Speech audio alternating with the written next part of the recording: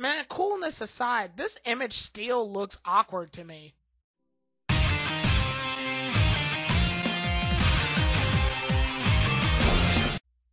Hello everybody, Tyrone the Guy 3 here. Welcome back to Dragon Ball Super Reviews. I am aware that I'm a bit late to the party. Yes, I am aware that there was a 1-hour special of Dragon Ball Super episodes 109 and 110 happening. That happened last week.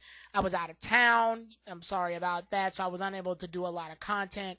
And plus, I've been actually doing a lot of work behind the scenes, trying to make sure I have a much better editing software to do videos. So the way I've been setting up videos now, and I might get more in depth with that one day in a video, but the way I've been setting up videos is basically, it's been outdated for a while actually, and my goal is to actually bring you guys some much better content using different video editing softwares. I've been looking around, I've been learning, I've been trying to adjust to things. That way I have a much better editing software so I can do much better content on this channel, because I actually want you guys, the 2,000 subscribers, and yes, I haven't forgotten about that. I will get to that soon, but again, I feel like the best equipment is necessary in order for you guys to get the best content. So, with all that technical jargon out of the way, episodes 109 and 110. Episode 109, the ultimate enemy approaches Goku. Now, let loose the killer spirit bomb. And episode 110, as Son Goku wakes, a new level of the awakened, the awakening. Awaken 2. Anyway, instead of doing my regular pros, cons, summaries, since this is these two episodes happened already, and I guess a lot of people want me to talk about the meat of the episode, which is the fight itself, I'm not going to do my usual pros, cons, and things like that. What I'm going to do instead is that I'm just going to get my pros out of the way now, and just go through the clips of what happened through the entire episode, because the fight is basically what this episode got to. Goku and Rabrine fought for a while, and I thought that was pretty cool. Rabrine did the whole Sailor Moon using her super form, which was just the beautiful wings, but instead Rabrine got these tiny little baby wings and an arrow. I thought that was pretty cool. I really like Rabrine. I'm in love with the character. Honestly, out of all the fighters that have been introduced to this tournament, Rabrine to me means a lot more than Jiren. Like, I was hoping that a large half of this episode was just Goku versus Rabrine, and then Jiren would be some, like, stuff we get for later. But I really like Rabrine. Just because she's a parody character, and at the end of the day, parody characters to me they have staple personality traits that are on them already that come with the character, which is more personality than what characters that are original, or original air quotes, are given to us. Because I'll get to that when we get done with the details of the fight. But afterwards, she gets knocked aside so that we can get in favor of Goku versus the main fighter, Jiren. When this happens, it's clear Goku has no chance against Jiren. This guy is insanely powerful. And yes, we're about to say the exact same thing we say for all powerful villains that are introduced in Dragon Ball. His power level's on a whole new level. Whatever. So Goku, for some reason, I guess he just to test the waters, he goes Super Saiyan and Super Saiyan 2. I love the Super Saiyan 2 transformation. Personally, I like Super Saiyan 2. I like the lightning aura, the straighter hair, the angrier look. I like Super Saiyan 2 as a person, but there was no need for it. There was no need for Super Saiyan either. We clearly know this guy is God level, so those two forms were just there. But he only did them for a couple of seconds, so you can't hate on it. And it was actually pretty cool to see Goku, like, blitz really fast. This fight was very well animated. Like, I've even said that with the Goku Black and Zamasu arc, was that it's trash, but it's beautiful looking trash because it's animated really well. Goku goes God Red, nothing. Jiren blocks all the attacks with one finger. Then Goku goes God Blue, and God Blue is doing nothing. So Goku goes Kaioken, and we get that whole Frieza moment where Krillin and Tien are just like, why doesn't Goku just use the Kaioken? And then instead, Whis goes, no, he's been using the Kaioken this whole fight. The exact same thing that happened when Goku fought Frieza. Why doesn't Goku just use the Kaioken? Goku's been using the Kaioken the entire time. That's all said and done. So it's clear Goku's at a disadvantage here. He's not going to be able to beat Jiren. Jiren's just too damn powerful. And I like the fact that they didn't make Goku a complete bitch in this fight. And what I mean by that is he actually got some pop shots in on Jiren. So he's not invincible, but he is pretty damn strong for what he is. But then again, this could be Jiren just playing around. You know how Dragon Ball Z is. So Dragon Ball is, I'm sorry. So then afterwards, out of nowhere, Goku just says, screw it, I'm going to use the Spirit Bomb. Now, the reason this bothers me is because in no other fights, not even when they fought against Zamasu and Goku Black, did Goku even consider the Spirit Bomb. But now he's ready to dish it out. Like, I'm sorry. Fighting Zamasu would have been a perfect time to be like, Trunks, Vegeta, buy some time for me. I'm going to gather the Spirit Bomb. Oh, yeah, my fault. The Spirit Bomb was already used by Trunks, a person who doesn't know how to use the Spirit Bomb at all, never trained with King Kai a day in his life, but he knows how to use it, and he's got a couple of people to give him energy. Lame. Anyway, all of that ends up happening, and Goku busts down the Spirit Bomb. Jiren blocks the Spirit Bomb with one hand. Ooh, it's so impressive. Goku then uses Kaioken Blue, tries to force the Spirit Bomb down, but it's clear Jiren ends up using a second hand, and the Spirit Bomb ends up coming back. Now, this is what I don't like. They could have just ended the episode with Goku losing the Spirit Bomb battle, and that would have been it, and then we would have gone to our next infamous scene, which is, Goku quote unquote dying. But no, what they end up doing is they end the episode with Goku losing the Spirit Bomb battle, and then they start the next episode with him, like, pushing it back, as if, oh no, he didn't lose, he's just pushing it back. Like, no, I love seeing villains get swallowed up by big attacks for some reason in Dragon Ball. It's a cool thing. So to see to see Goku get swallowed up by his own attack, would have been really cool. I think that would have been cool. I think that would have been a really cool thing to watch. Just to see Goku get eaten up by his own attack. Obviously, the next thing that's going to happen would have followed. He eats up the Spirit Bomb and later just, becomes, the form. But it still would have been cool to just see, this is over. Goku lost this beam struggle. Finally, a beam struggle Goku just loses. He loses a beam struggle. That would have been a very nice touch. But instead, he struggles it back, and then he just tries to implode it all into itself. So he tries to condense the Spirit Bomb down into the smaller ball of energy. When he does that, he ends up falling into it, and his will to live, that adrenaline rush you get from when you're like running away from something that could kill you, or when you're trying to protect a baby that's under a flipped car, all of that busts into Goku all at once while he's absorbing the power of the Spirit Bomb. And while all of those things are happening at once, obviously, he's presumed dead. But in fact, his will to live made it so that he could transform into his new form, which is dubbed Ultra Instinct. Basically, that little thing where, let's say you have a child and they're about to fall off the sofa cushion and you catch them just in time, but your heart feels like your entire body's just been rushing a mile a minute. It's that. It's that form. Goku has unlocked the reflex form. Reflex the form. Yeah, that's what Goku's unlocked. And to be honest, I'm actually pretty impressed and I'm rather impressed by that because it's not a Super Saiyan transformation. That means technically anybody can do it. That's a good thing.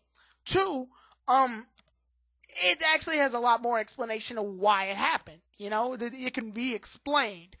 Explain why Trunks went Super Saiyan Rage. You can't, because there's no explanation for it. It just happened. Like, it happened. This at least has some backstory behind it, and it was built up in the Resurrection F movie. So it's not out of nowhere. Goku's body has the ability to move independently of itself. He's running off pure adrenaline and instinct and reflexes now, rather than his brain thinking too much about what attacks it's going to do next. So because of this, we get this cool Japanese anime music in the background, Dragon Ball Z fight style type of deal, which looks really cool. It's a really cool fight. You can't ignore that. It's a cool fight. They even use stock animation from the opening, but it's not as offensive here because, the opening animation looks really cool too, and they've been doing that since the tournament started anyway. Vegeta did it with Rebrain. Goku is doing it with Jiren, and he did it with the wolf guy. You gotta remind me of what his name was. But yeah, so Bagamo, I think that was his name was. Anyway, so after that happens, The fight's going about. It's blowing up all these areas. Classic Dragon Ball Z style fighting. And I love the fact that even though Goku's reached a new form, he doesn't completely outclass Jiren. See, that's one thing I will say about this fight is this fight is very good at leveling out these two fighters and showing how strong they both are without making each other dramatically weaker. I know even in Dragon Ball Z that happens a lot, and I love Dragon Ball Z, but I also know when it has flaws, and that is one of the big flaws. The biggest offender of that being the Gohan versus Cell fight, where it was just Cell's super powerful and completely outclassed Gohan when he's at Super Saiyan 1 to the point where Gohan couldn't touch him. But then the minute Gohan goes Super Saiyan 2, the table's completely flipped and Gohan is untouchable and Cell can't do anything to him. So it was so uneven. It was like no fighter could really beat another fighter once the new transformations hit. And even a little bit in Goku's fight with Frieza on Planet Namek, when Goku went Super Saiyan, he was untouchable. Although they did even it out a bit when Frieza reached 100. Here, it was to a point where Goku can land pop shots on Jiren, and now it's to a point where Jiren can land pop shots on Goku. So the two are pretty on an even scale here. The new transformation didn't make Goku untouchable, and that's what I do like. And it proved that he's stronger than Despo and Toppo too, because they tried to fight him too. But the form obviously runs out. It's the problem that Super Saiyan God Red has. Same problem here. The form runs out.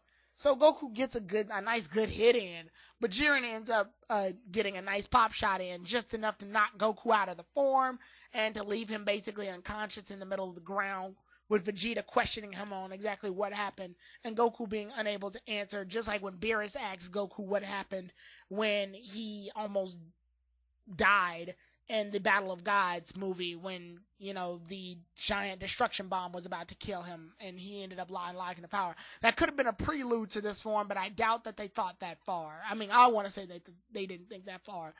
Other than that, we end up getting Frieza, and Frieza leaves us on a cliffhanger of, oh snaps, is Frieza about to kill Goku, even though it's the exact same scene where Goku gave Frieza energy, so Frieza might end up just doing the same, because this is good guy Frieza now. Happy joy, happy joy. Next time on Dragon Ball Super.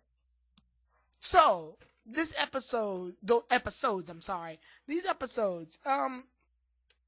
I said, I'll go over the positive, get the positive out the way. Good fight. If nothing else, it's a really good fight. That's something I can't take away from Super, is at least these 2 episodes gave us a good fight. Yeah. So congratulations, Super. You earned the medal for good fight. Can't take that away. Here's the bads, though. 1. Oh, also another good explanation for why the transformation happens. Okay. We can roll with that. Now we're getting into bad territory. First off, the fight itself, while it was good, the character Jiren is the problem I have. Jiren has no personality. Not a personality outside of folding his arms and looking forward all angrily, going with this attitude. It's just the same attitude that Hit had for a bit until, the end of the saga. And I don't really like them doing this so many times. They did it with Pikkon. Yes, it's uncanon. I don't care. They still did it with Pikkon. Although there was a little bit of personality to him that they brought on after he helped Goku in HFIL. But this fighter has no personality outside of folding his arms. And I really don't like that. That doesn't help me out in terms of admiring a character.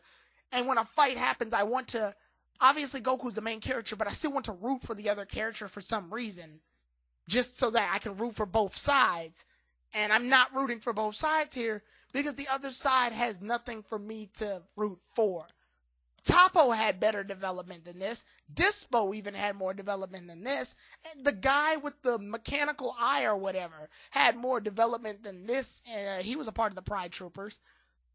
Jiren, to me, is just stale. And that doesn't make for a good battle between the two. The fight was good. It looks good. But it almost feels like Goku is just fighting a fan-made character that some kid made up. Where he's strong. And then what? And that's the problem. And then what? This series tried its hardest to shove a 80 characters into the show at once, and then briefly develop all of them in the hopes that I'll just be excited to see this tournament full of fighters. But unfortunately, where it fails is that it doesn't develop the characters that we know are going to be the biggest threats. Jiren is a big threat, and I literally know nothing about him. And after this fight, I know just as much about him as I did when the fight started. Nothing. Not a thing. Nothing. Nada. And I shouldn't feel like that. Even the worst villains in Dragon Ball Z, I still show some form of sympathy for, or something. Something that gives me an idea of why I should give a damn that they're fighting our heroes.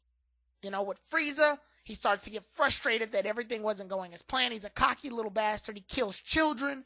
He starts losing his cool once he is unable to fight fighters that are stronger than him. Hence, when Goku turns Super Saiyan, he becomes more ruthless. He has an ego to try to prove when Goku literally cuts off like all of his limbs unintentionally. And he tries to blast him with one last resort when he shoots with his only hand. Cell gets frustrated when Vegeta smacks him around, and he feels like if he was perfect, he could have done it, which eggs Vegeta on to want him to go ahead and make him complete perfection. Even Majin Buu, to some weird degree, especially Fat Buu, when he turned over a new leaf and decided to become a good guy thanks to Mr. Satan. So there's ways that can make me invest into a character, and this unfortunately was not it. Having a giant, beautifully animated slug battle against these two, while it looks nice, doesn't have any weight behind it. And because it doesn't have any weight, it's like a firework. Looks beautiful for a moment, but eventually it's going to go away. Fireworks don't last forever. And that's kind of what I felt when I was watching this fight, was that I was watching a bunch of fireworks. They were nice, now they're over. And that was it. So, that is my criticism. That is what I feel about episodes 109 and 110. Honestly, the Spirit Bomb thing was a pull out of the ass, especially considering that Vegeta wouldn't help, but Frieza would help, and that just threw my whole perspective off. But I'm not even going to try to touch that with a grain of salt. I've just taken it as this now. Frieza's a good guy. Frieza is a goody two shoes now. He's all happy-go-lucky. He apparently has some scheme in the background, but whatever. As of now, he's a good guy, and we're just gonna have to live in a world where we accept that, I guess. But other than that, nice fight. So these were nice fireworks to look at. If you want me to say anything positive and end it on a positive note, nice fireworks, beautiful fight. Can't take that away from Super. But next time, maybe consider giving your villains or your antagonist or your main threat something for me to really invest in, rather than a character that just stares blankly at things, meditates, and crosses his arms. That's it. See you all then, everybody. Tyrone the God 3, out.